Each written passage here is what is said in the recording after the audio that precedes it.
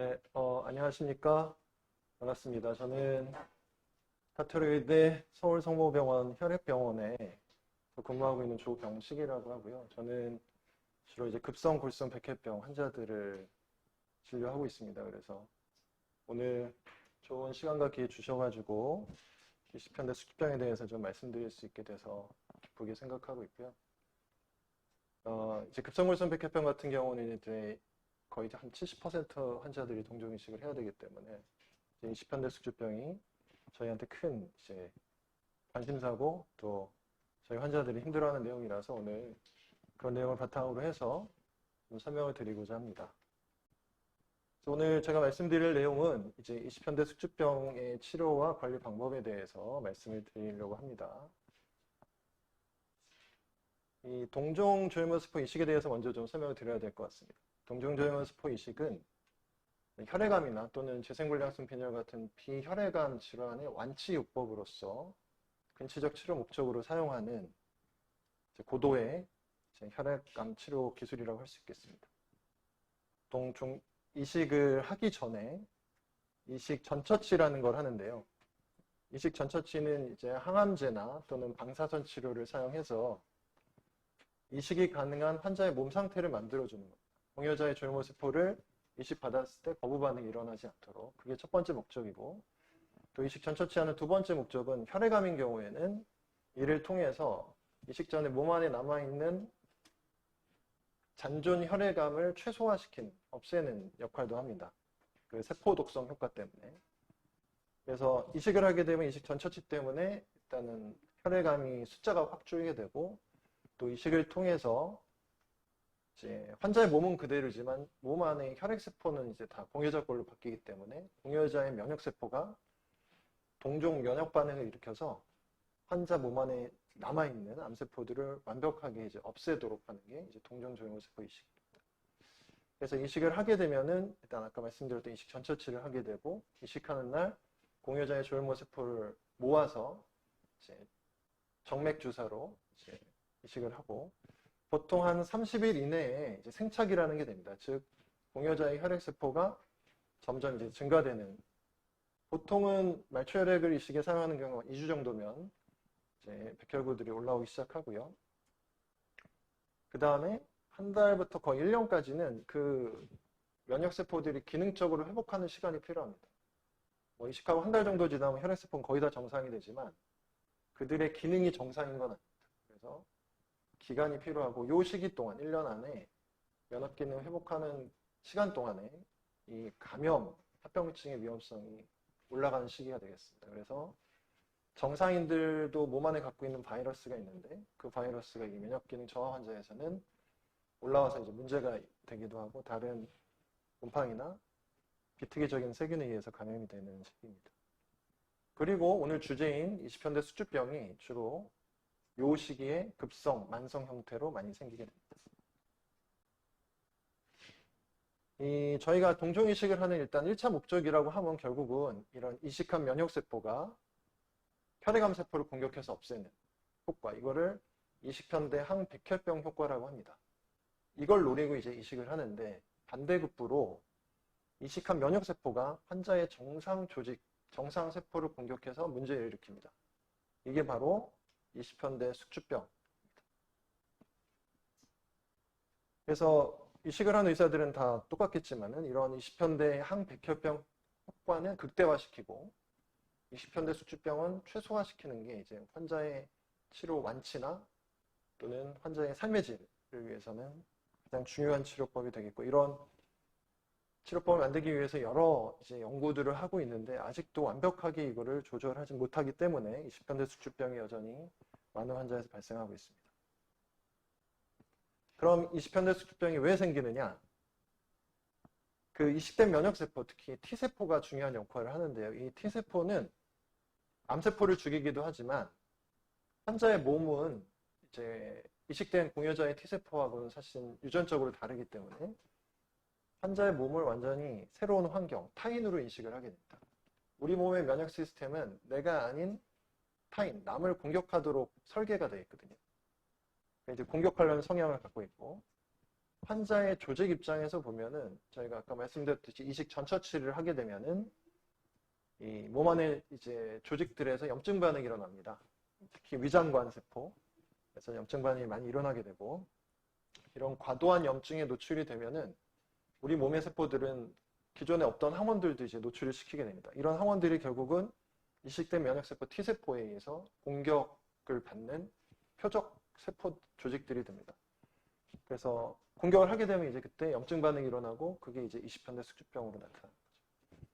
그럼 어떤 분들이 이런 게 많이 생기느냐? 일단은 첫 번째는 조직 적합 항원이라는 게 불일치된 환자들이 일치된 환자보다 많이 생깁니다. 그리고 환자의 나이가 많거나 또는 공여자의 나이가 많은 경우에도 상대적으로 더 많이 생기고 또 공여자가 여자고 임신 경력이 많은 여자고 환자가 남자인 경우 이런 매칭에서 좀 더 상대적으로 많이 생기는 걸로 알려져 있습니다. 요즘 동종조혈모세포 이식할 때 주로 말초혈액을 많이 쓸 겁니다. 일부 골수를 쓰기도 하고 제대혈 이식도 있는데 그런 다른 골수나 제대혈보다 말초혈액이 훨씬 더 많이 생기고요. 또 이런 20편대 숙주병을 예방하기 위해서 저희가 약물 치료를 하는데 그런 약물 치료 기간이 짧거나 부적절한 경우에 당연히 많이 생깁니다. 그리고 전처치도 강도가 셀수록 20편대 숙주병 발병 위험성이 높습니다. 그리고 거대세포 바이러스의 이제 재활성화가 이식 직후에 문제가 꽤 되는데 이런 혈청형에 따라서도 20편대 숙주병의 위험성이 높은 환자들이 있습니다. 그럼 종류는 어떤 게 있느냐? 일단 크게는 왼쪽 그림에서 보시는 것처럼 급성과 만성으로 나눌 수가 있고 급성은 주로 100일 이내에 발생합니다. 하지만 이제 100일 이후에 발생하는 급성 백혈병도 급성 20편대 숙주병도 있고요. 만성은 주로 100일 이후에 생기는데 역시 마찬가지로 100일 이전에도 생기기도 합니다. 그래서 과거에는 이제 100일을 기준으로 무조건 급성, 만성 나눴었는데 요즘은 그렇게 안 나누고 급성과 만성 20편대 숙주병의 임상 양상, 특징적인 임상 양상이 있습니다. 거기에 따라서 진단을 합니다. 그리고 일부 환자는 이런 급성과 만성이 같이 나타나는 경우도 있습니다. 오른쪽의 그림은 저희가 이제 과거에 저희 환자들 데이터를 조사한 건데요. 이 발복률을 볼 수 있어서 오늘 갖고 왔고 보시면 급성이 27%, 만성이 39%, 급성, 만성 같이 생기는 경우가 13% 정도로 조사가 된 적이 있습니다. 이 정도 발병 비율이 여전히 비슷하게 유지가 되고 있습니다. 그래서 급성 형태로 나타나는 게 전반적으로 한 40% 정도, 이식한 환자의 40%, 만성 형태로 나타나는 게 50% 정도. 40 내지 50% 발병한다. 이렇게 기억하시면 될 것 같습니다. 그러면 증상으로 진단을 한다고 했는데 그럼 어떤 증상으로 생기느냐? 급성 같은 경우는 왼쪽 그림에서 보시는 만성하고 가장 큰 차이점은 급성은 피부, 위장관, 간 이 세 가지 장기에서만 생긴다고 이게 가장 큰 차이점입니다. 피부 같은 경우는 왼쪽 사진에서 보시는 것처럼 뻘겋게 두드러기 형식으로 반점 현상, 발진 양상으로 나타나는 경우가 대부분이고 심한 경우는 이게 화끈거림이 심하고 물집도 생기고 벗겨지는 경우도 있습니다. 거기에 따라서 중증도 구분을 하고요. 위장관의 가장 대표적인 증상은 설사입니다. 그리고 오심, 구통, 울렁거리고 토하고 이런 증상들을 주로 호소하는데 이 중에서 문제가 되는 증상은 설사입니다. 그래서 이런 문제가 있을 때 저희가 증상만 가지고도 또는 내시경을 해서 여러 가지 조직 검사를 하거나 기타 등등 검사를 해서 진단을 하고요. 심한 경우는 이렇게 내시경에서 보시는 것처럼 출혈 증상을 동반하기도 합니다. 간 같은 경우는 이제 황달로 나타납니다. 황달 증상. 근데 이제 겉으로 보기에 황달이 생기는 것보다 혈액 검사로 이제 빌리루빈 수치 증가를 확인을 먼저 할 수 있기 때문에 이식 직후에 이제 외래 올 때마다 혈액 검사를 통해서 이런 것들이 생기는지 모니터링하게 되어 있습니다. 그래서 급성은 크게 이 세 가지 장기에서 주로 나타났다. 기억을 하시면 될 것 같고요. 반면에 만성은 급성하고 다르게 우리 몸의 전신에 다 나타날 수 있습니다. 이 그림에서 보시는 것처럼 눈, 그 다음에 입, 그 다음에 폐, 피부, 그 다음에 손톱, 근육 또는 관절, 그 다음에 생식기 전체 다 나타날 수 있고 이 사진은 아주 심한 경우긴 하지만 피부나 이런데 근육에 20편대 숙주병이 심해지면 이제 경화가 되는 경우가 있어요. 딱딱하게 굳어서 이렇게 포즈가 굳어 있죠. 피질 못하는 겁니다. 지금 팔을 무릎도 지금 완전히 펴지 못하고 이런 심한 상태까지 가는 경우도 일부 있습니다. 그래서 부위별 증상을 보시면 만성으로 가장 흔히 생기는 장기는 피부, 구강, 눈이라고 생각하시면 되겠습니다. 세 개 장기가 가장 흔하게 생기고 피부는 발진뿐만이 아니라 이렇게 그림에서 보시는 것처럼 이렇게 색깔이 어둡게 변하는 형식으로도 많이 생기고 굉장히 다양하게 생기고 가려움증이나 물집이 생기거나 손톱, 발톱에도 같이 생길 수가 있습니다. 구강 증상은 주로 입이 건조해지는 경우가 가장 흔하고 자극적인 음식을 거의 먹지 못하는 증상을 많이 호소합니다. 그래서 매운 거를 못 먹거나 이 두 가지 증상이 가장 흔하고 그리고 이게 심해지면은 구강 전망에 손상이 오기 때문에 궤양이 생기거나 또는 또 치료를 이제 국소 치료를 계속 하다 보면은 입에 어떤 이제 하이진이라고 하는 위생이 나빠지기 때문에 충치나 또 잇몸 질환도 많이 생기게 됩니다. 눈 증상은 가장 흔한 게 안구 건조증입니다. 그리고 심해지면 통증도 심해지고 눈부심, 시력 변화도 생기는데 이런 눈 증상도 이게 한번 생기면은 너무 불편하기 때문에 일단 삶의 질에 크게 영향을 주는 거죠. 그래서 피부 간지럽고 잘 못 먹고 눈도 불편하니까 이게 생기면은 확실히 삶의 질이 떨어지고요. 그 외에 다른 장기에도 이제 문제가 많이 생기는데 이 중에서 가장 심각하다고 볼 수 있는 건 폐입니다. 폐는 20현대 수축병이 일단 생기면은 폐는 치료를 통해서 회복시키기가 좀 어렵습니다. 그래서 폐 증상은 이제 숨 차는 거죠. 좀만 걸어도 숨이 차거나 계단도 못 오르고 그런 증상이 생기는데 이 폐 20현대 수축병은 그래서 증상이 심해지기 전에 아니면 증상이 생기기 전에 발견하는 게 중요합니다. 그러면 치료를 통해서 진행을 막을 수 있습니다. 진행 속도는. 나머지 장기들도 물론 중요하지만 특히 폐 같은 경우는 중요해서 저희 이식을 하게 되면은 증상이 없더라도 적어도 3개월에 한 번씩은 폐 기능 검사를 해야 됩니다. 그래서 이렇게 다양하게 여러 증상 나타날 수 있는 게 급성하고 차이점이라고 기억하시면 되겠습니다. 이 표는 이제 이식 후 사망 원인을 정리한 표인데요. 이식의 종류에 상관없이 잘 보시면 이식 후 재발이 가장 큰 사망 이유입니다.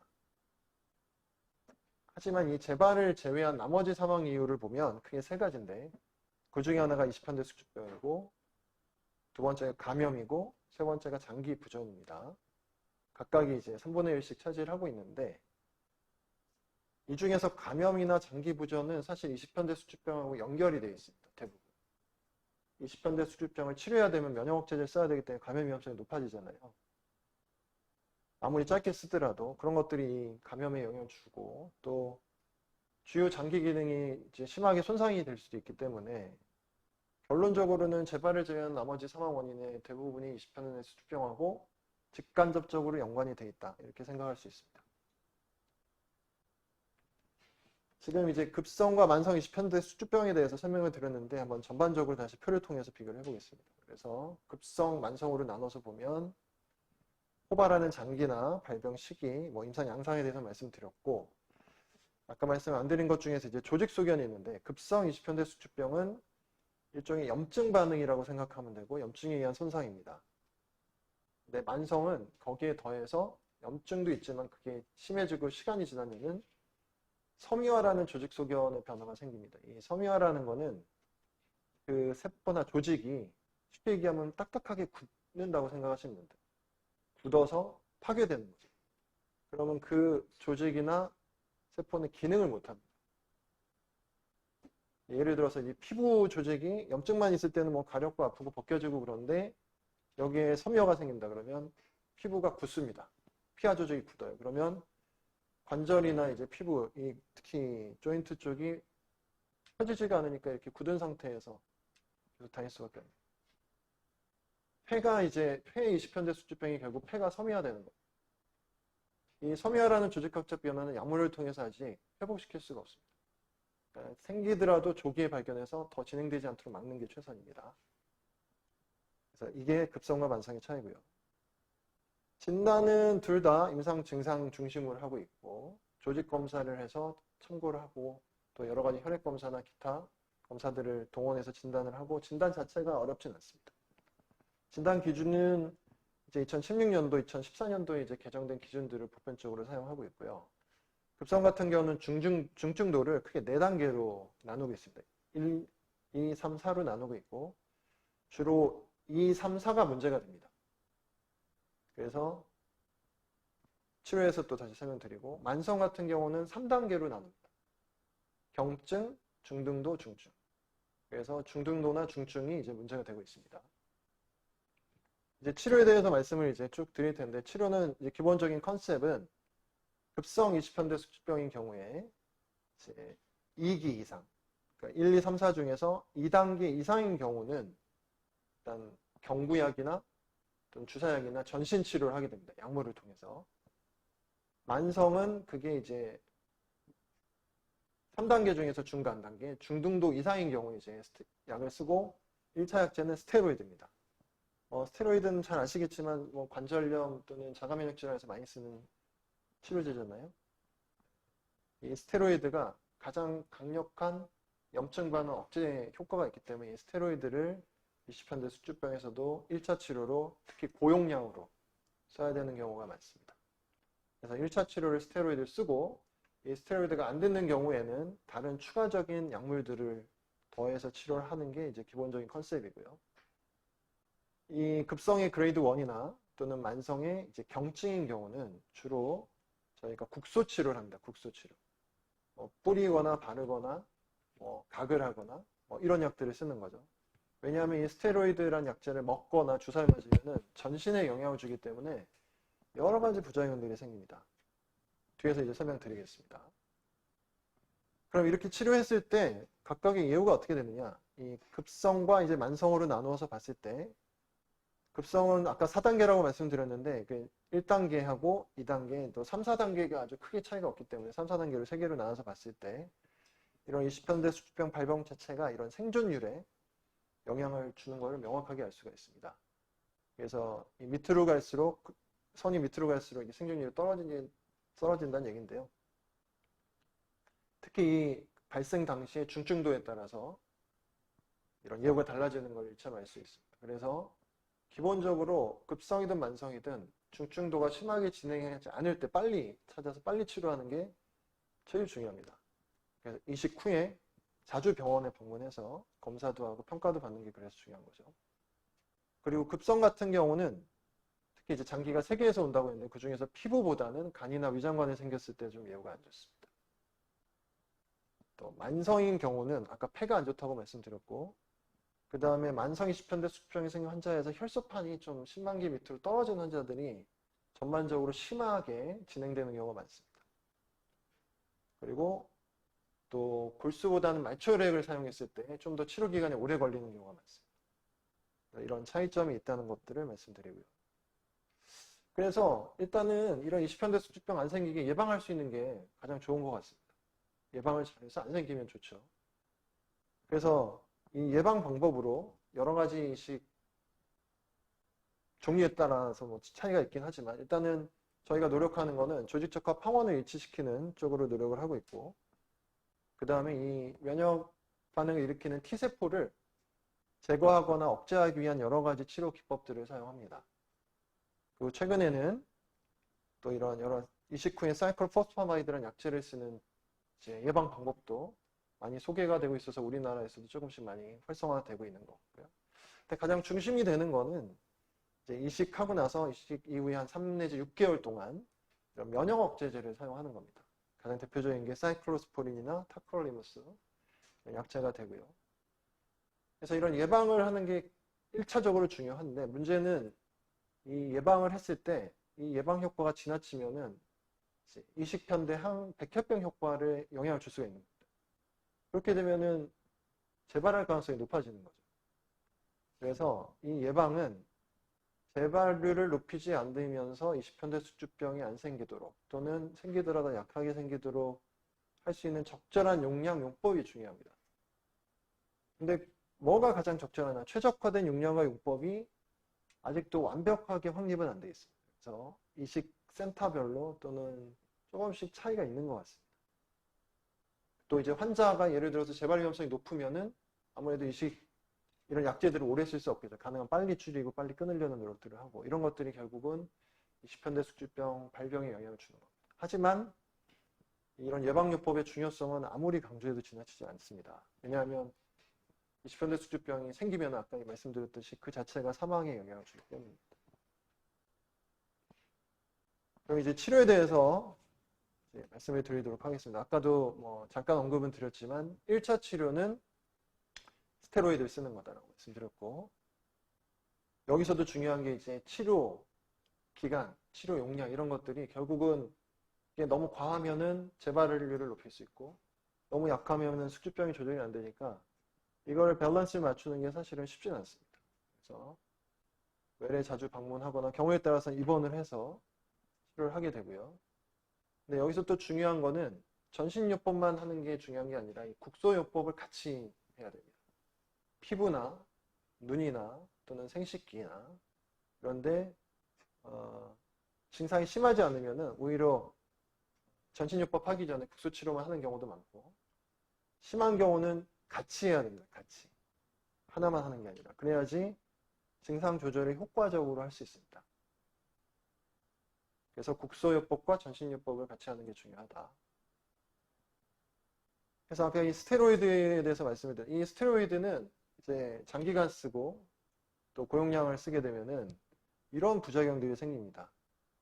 보통 쿠싱 증후군이라고 부르는 건데 이 얼굴이 달덩이처럼 커지고 또 피부가 안 좋아지니까 뭐 여드름이나 또는 얼굴이 뻘겋게 홍조가 생기는 경우도 많고 목 뒤에 이렇게 지방이 침착이 많이 되고 특히 복부 비만이 많이 생겨서 체형이 변합니다. 그리고 어떤 이제 남녀 생식기, 생리장애, 성기능 장애도 오고 특히 중요한 게 뼈에 문제가 생깁니다. 뼈에. 골다공증이 생겨 뼈가 약해지기 때문에 뭐 좀만 상처가 나지 부러지거나 그런 문제가 생길 수가 있죠. 그리고 혈압도 오르고 특히 혈당이 많이 오릅니다. 스테로이드를 장기간 먹고.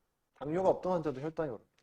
어떤 환자들은 엄청 심하게 오르고 그래서 혈당 관리도 필요하고 멍도 잘 들고 특히 남자들 같은 경우는 이제 유방이 이제 여성형 유방으로 변하거나 이런 추가적인 변화들이 생길 수도 있습니다. 그래서 스테로이드는 굉장히 좋은 약인데 조심해서 써야 됩니다. 그리고 필요할 이 스테로이드를 쓰고 이제 효과가 없는 경우는 어쩔 수 없지만 효과가 있는 경우에도 이제 천천히 줄이는 게 중요한데 줄이는 과정에서 다시 20현대 숙주병이 악화되는 경우도 종종 있기 때문에 그런 게 최대한 안 생기도록 적절한 스케줄로 줄이는 게 굉장히 중요합니다. 이렇게 1차 치료했을 때 그러면 얼마나 효과가 있느냐? 급성 같은 경우는 완전 반응, 부분 반응을 합쳐서 한 65% 정도 좋아집니다. 그러니까 35% 정도는 1차 치료에 반응을 안 합니다. 이런 경우가 문제가 되는 거고요. 만성인 경우는 완전하고 부분 반응 합쳐서 한 37% 정도 반응을 보이니까 63%가 반응이 없습니다. 그래서 이런 반응이 없는 환자들은 이제 2차 치료를 이제 하게 되겠죠. 그래서 다행히도 최근에는 이제 그 2차 치료제로 효과가 입증된 약들이 이제 몇 가지가 소개가 되고 실제로 임상에서 쓰고 있습니다. 사실 이런 약들을 몇 년 전까지만 해도 뭐 사실 2차 치료를 쓰는 약들이 뭐 거의 수십 가지가 될 수도 있습니다. 연구가 되는 거. 근데 그런 약들은 과거에 이제 여러 가지 약제들을 이제 섞어서 쓰고 했었는데 이제 최근에 이제 우리나라에서도 이제 허가받은 약이 2가지가 있고 그리고 미국에서 이제 1가지가 더 있어서 소개를 드릴 텐데 일단 2차 치료로 최근에 이제 우선적으로 쓰는 약들은 이 룩솔리티닙과 이브루티닙 2가지가 있다고 알고 계시면 되겠습니다. 우리나라에서도 허가가 되어 있고요. 근데 2개가 다 보험이 아직 안 됩니다. 허가만 되어 있고. 그래서 약가가 고가이기 때문에 사실은 이 약제 선택을 하는데 굉장히 어려움이 많습니다. 이 약제를 쓰더라도 스테로이드 반응이 없는 경우에 조기에 써야지 더 좋은 효과를 기대할 수 있는데 약이 고가다 보니까 이게 조금씩 늦어지는 경우도 있고 이게 못 쓰는 경우도 있고 이게 심각한 문제가 되고 있습니다. 그래서 빨리 보험이 돼야 될 것 같고요. 이 룩솔리티닙 같은 경우는 급성 만성에서 모두 미국 식약처 우리나라에서 허가가 되어 있습니다. 그래서 1차 치료에 반응하지 않는 경우에 쓰면은 이 약을 쓰지 않았을 때보다 거의 2배 가까이 반응률을 높일 수가 있습니다. 기존의 다른 치료 했을 때보다. 이브루티닙은 만성에서만 허가가 되어 있습니다. 그래서 이 점이 좀 차이긴 하고요. 그래서 저희 같은 경우도 스테로이드 1차 치료에 반응하지 않는 경우에 룩솔리티닙을 주로 쓰고 있습니다. 급성 만성에서 모두. 가장 최근에 미국 FDA에서 허가를 받은 약이 벨로무스들이라는 약입니다. 이 약은 락토인 억제제인데 이 약제는 1차 치료 반응 없는 환자한테 썼더니 치료 반응률이 거의 70% 가까이 됩니다. 그리고 더 고무적인 거는 룩솔리티닙이나 이브루티닙 같은 경우는 특정 장기에서는 반응 효과가 별로 없었거든요. 근데 이 약제는 여기 보시는 것처럼 폐나 간같이 기존의 약제에서 치료 반응이 좀 시원치 않았던 장기에서도 꽤 효과가 있습니다. 그래서 이 약제가 지금 미국 FDA에선 3차 치료제로 허가가 되어 있습니다. 그래서 이런 좋은 효과가 있는 약들은 앞으로 추가 연구의 목표는 2차, 1차 치료를 땡겨오는 겁니다. 그러면 1차 치료 때 반응이 아까 만성 같은 경우는 거의 60% 환자가 반응이 없었잖아요. 그걸 이제 더 줄일 수가 있는 거죠. 그런 목적의 임상 시험을 계획하고 있고 진행될 거고 이제 그런 결과들이 계속 나오게 되면은 앞으로 이제 훨씬 더 환자들이 삶의 질이나 또는 생존율이 높아질 수 있겠죠. 그래서 기대가 많이 되고 있습니다. 네, 마지막 남은 시간 동안에는 제가 그 이식환대 수주병 또는 이식 환자들의 일상생활의 관리에 대해서 좀 설명을 드리려고 합니다. 이 내용은 최근에 이제 이식환대 수줍질환 환자 안내서라는 게 이제 만들어져서 아마 보급이 된 걸로 알고 있는데 아마 보신 분도 있을 것 같습니다. 그래서 이 내용을 근간으로 해서 말씀을 좀 드리려고 합니다. 먼저 피부 같은 경우는 제일 중요한 게 보습, 자외선 차단 이 두 가지입니다. 그래서 이거는 이식환자 수치병 있고 없고 상관없이 모든 이식 환자들이 있고 신경 써야 될 문제고 특히 보통 이식하고 나서 5년 지나면 이제 완치가 돼서 거의 병원에 올 일이 없는 분들이 많은데 이식 5년 지나서도 특히 자외선 차단은 신경을 쓰셔야 됩니다. 왜냐하면 동종 이식한 환자들이 그렇지 않은 환자들에 비해서 2차암 발생률이 2배 이상 높은데 그 중에서 피부암이 상당히 됩니다. 자외선 차단 중요하고요.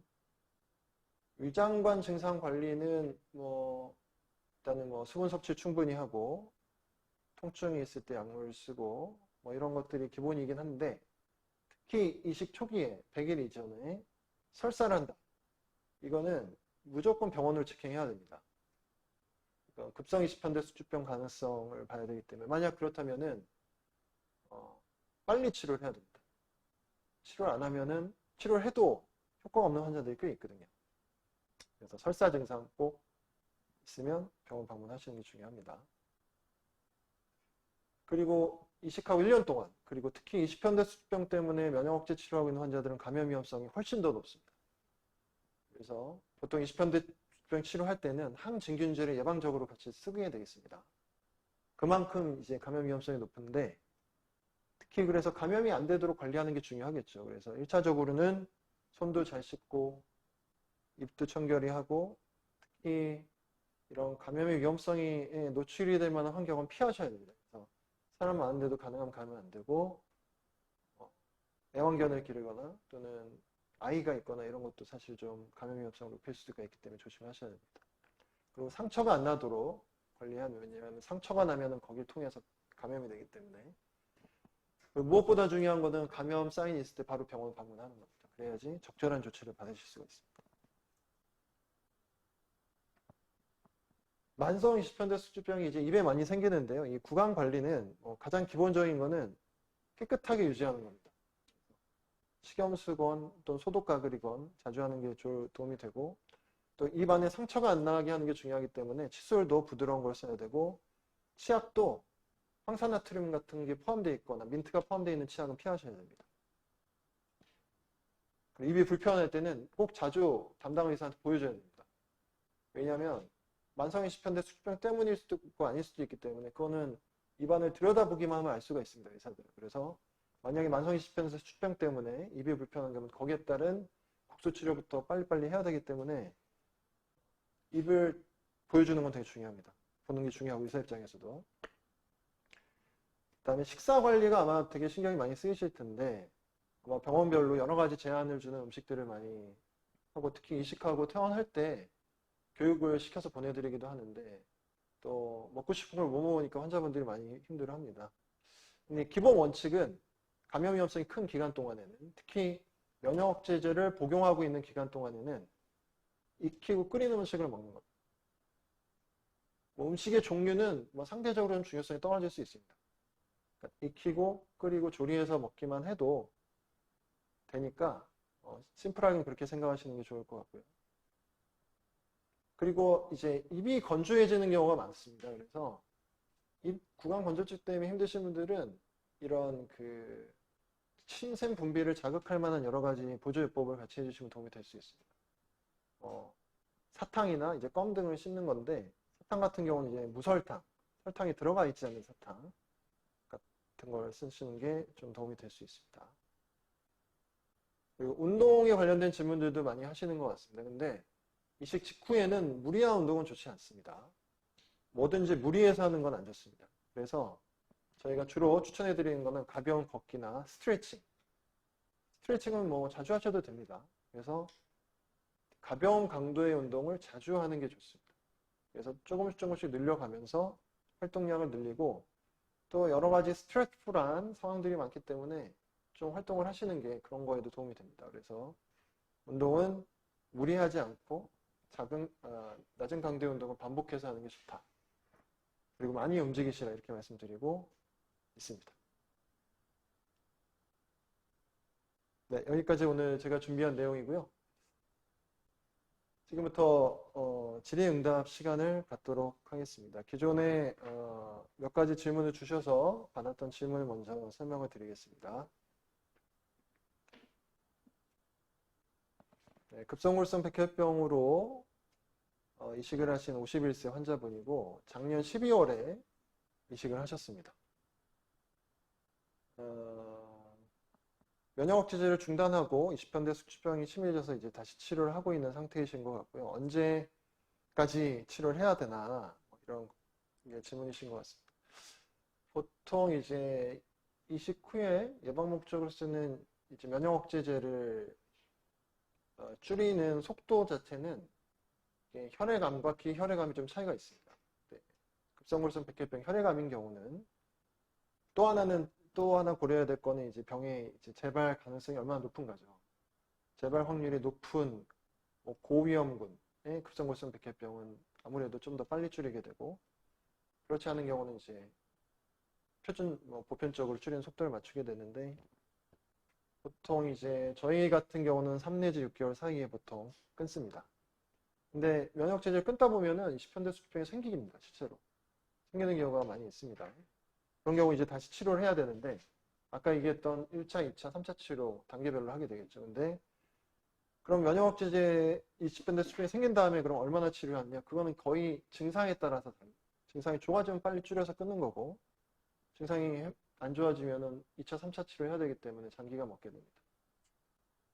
그래서 이게 정확한 답이 될지 모르겠는데 보통 이제 반응이 있는 경우 1차 치료에서 반응이 있는 경우는 거의 스테로이드를 줄여가는 과정이 한 번에 줄이면 다시 이제 나빠지는 확률이 높기 때문에 거의 한 2달 간격에 걸쳐서 단계적으로 조금씩 1, 2주 간격으로 용량을 조금씩 줄이고 끝에 가서는 뭐 이틀에 한 번씩 먹는 용량을 줄여서 끊는 경우가 일반적이고 보통 한 2달 정도 걸립니다. 그렇게 끊는데. 근데 만약에 20편대 수치병이 조절이 잘 안 돼서 다른 약들도 쓰고 있는 단계라면은 6개월, 1년 이상 치료를 지속하는 경우도 종종 있습니다. 빨리 이제 증상이 좋아지길 바라고요. 두 번째 질문 말씀드리겠습니다. 두 번째도 급성골성 백혈병 환자고요. 이제 급성골성 백혈병이 동종이식의 가장 흔한 적응증이기 때문에 아마 여기 질문이 많은 것 같습니다. 60세 환자분이고 올해 7월 달에 이식을 했습니다. 이제 7월 달에 이식을 했으면 이식한 지 얼마 안 되신 거죠. 아직 100일도 안 된 것 같은데 구강 숙주 반응 때문에 입이 아프고 또 헐고 그래서 아파서 음식도 못 먹는 힘든 상황이라고 하신 것 같습니다.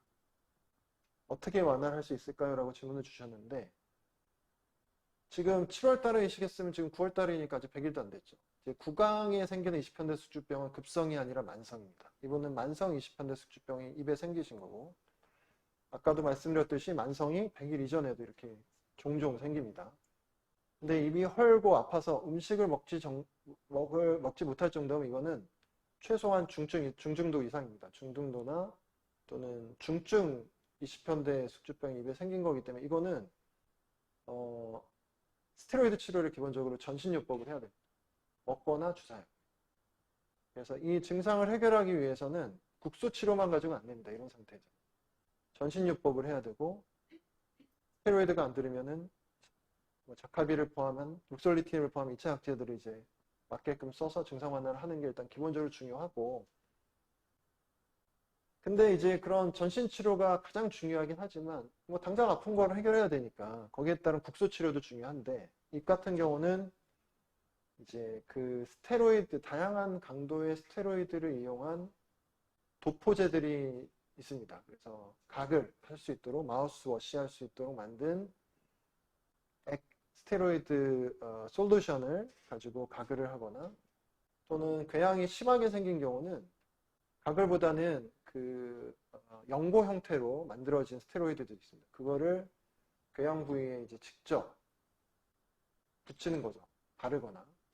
근데 이게 잘 흘러내릴 수 있으니까 그냥 이제 바르기만 하면은, 이게 적어도 바른 다음에 10분 내지 15분 정도 그 위치에 있어야지 그게 다 흡수가 돼서 효과가 나타나거든요.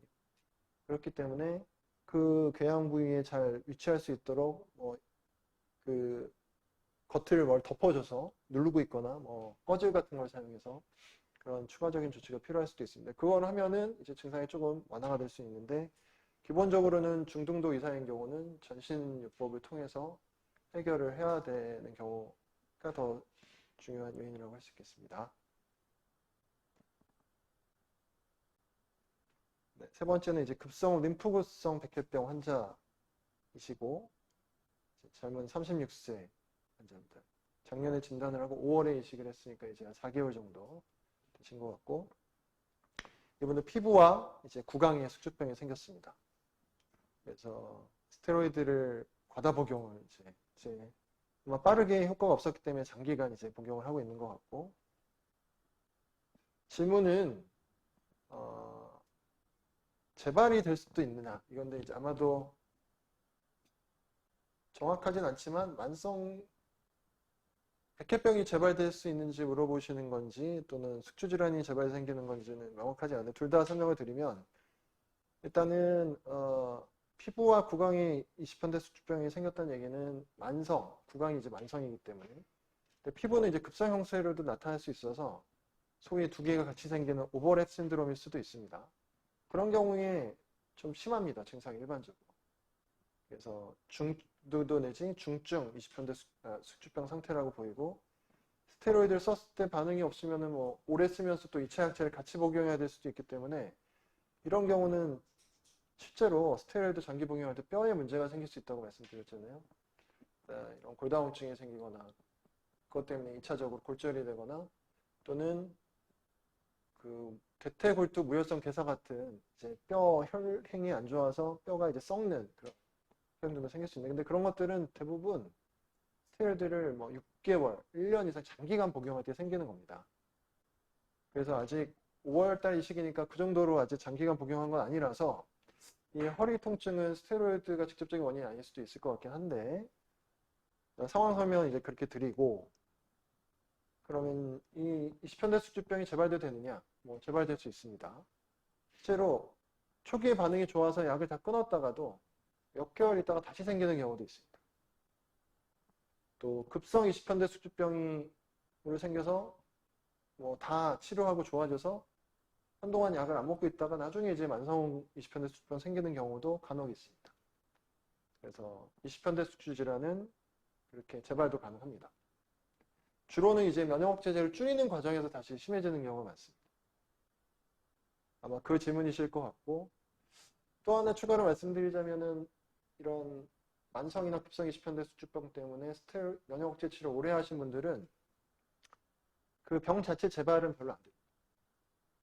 그거는 뭐 20편대 수병이 생겨서 얻는 고통에 대한 일단 어떤 부가적인 이득이라고 볼 수 있습니다. 실제로 중증 만성 20편대 수병 환자들은 거의 재발하지 않습니다.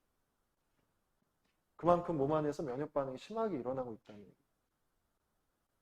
근데 이제 급성인 경우는 약간 다릅니다. 급성 20편대 수주병은 만 걸렸던 분들이 재발률이 떨어지느냐, 여기는 좀 논란이 있습니다. 근데 만성은 확실히 재발 가능성은 줄어드는 효과가 있다. 이렇게 이해하시면 될 것 같습니다. 네 번째 질문은 골수형 백혈병 환자고 41세고요.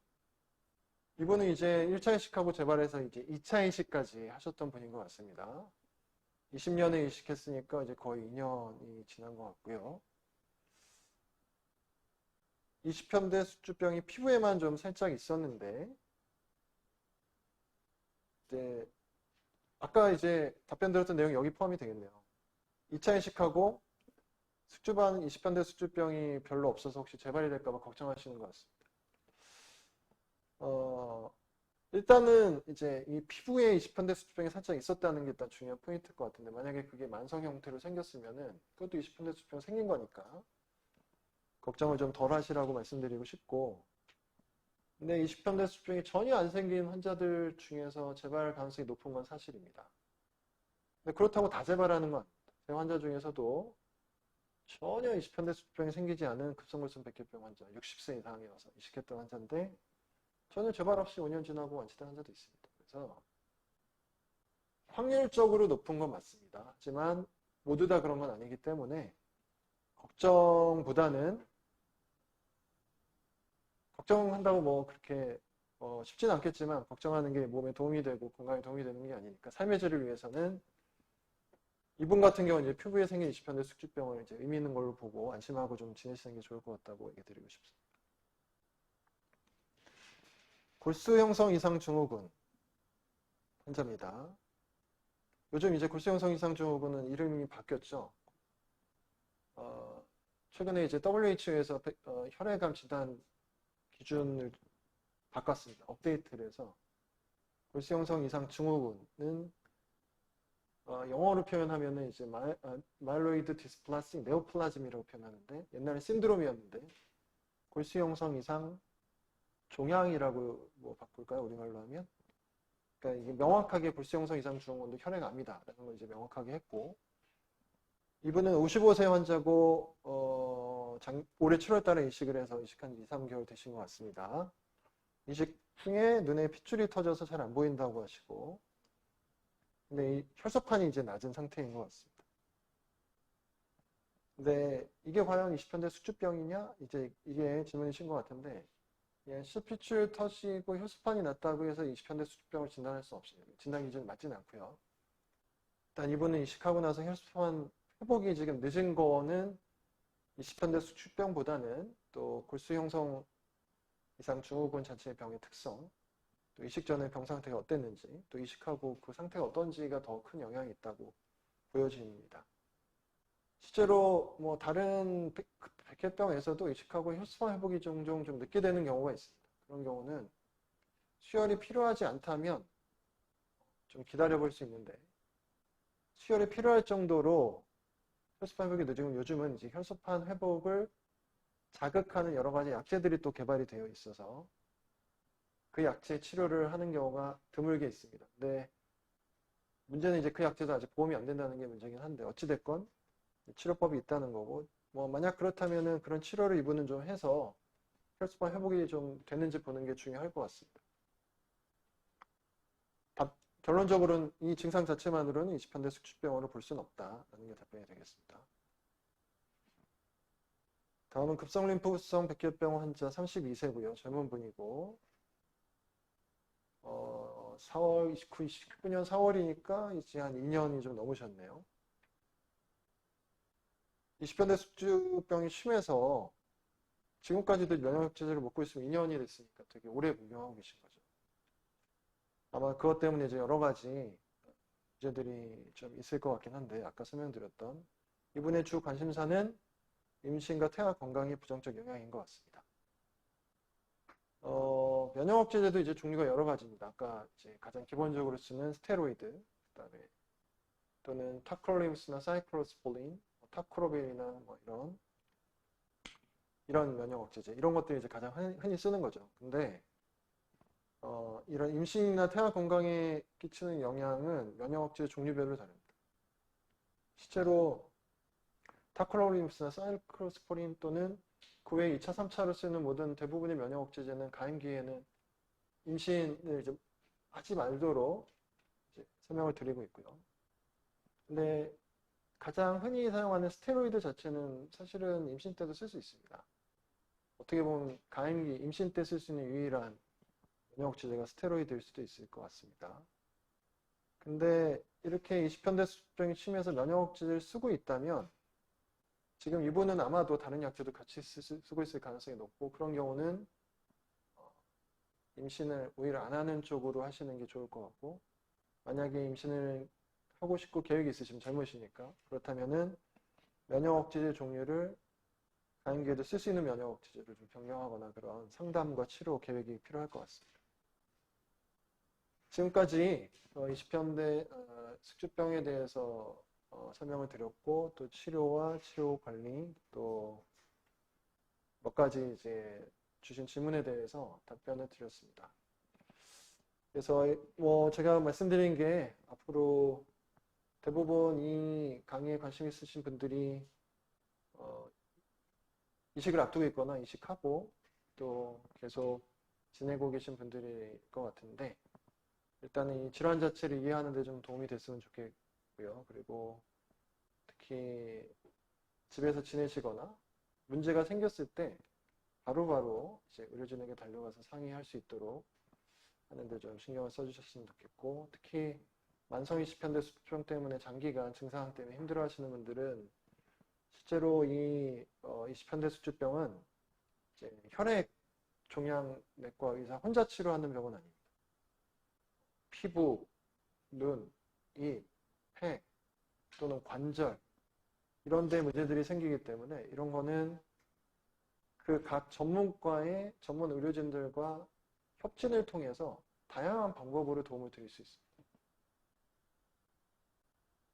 눈에 생긴 경우만 예를 들어도 저희 기관 같은 경우는 안과팀에서 여러 가지 이제 눈에 쓸 수 있는 안약을 뭐 환자의 시럼이나 혈청이나 또는 뭐 혈스판 이런 것들도 만들고 있기 때문에 물론 그런 여러 가지 전문적인 치료를 위해서는 이런 다양한 과의 협진이 중요합니다. 그래서 그런 협진 시스템을 효율적으로 활용해서 증상 관리를 하시고 또 이런 20현대 수주병 생기면은 확실히 특히 재발 가능성은 적기 때문에 이 어떤 특정 시기만 지나면 또 좋아지는 경우가 많습니다. 아까 2년 동안 약 드시고 있다는 분도 있는데 아직 저희가 그 메커니즘을 정확하게 이해하고 있지 못하지만은 이 20현대 숙주병이 만성으로 오래 있던 환자분들도 어느 정도 시간이 지나면 그 몸 안에서 이식된 면역세포하고 우리 몸이 같이 지내자고 좀 이렇게 화해하는 시기가 분명히 옵니다.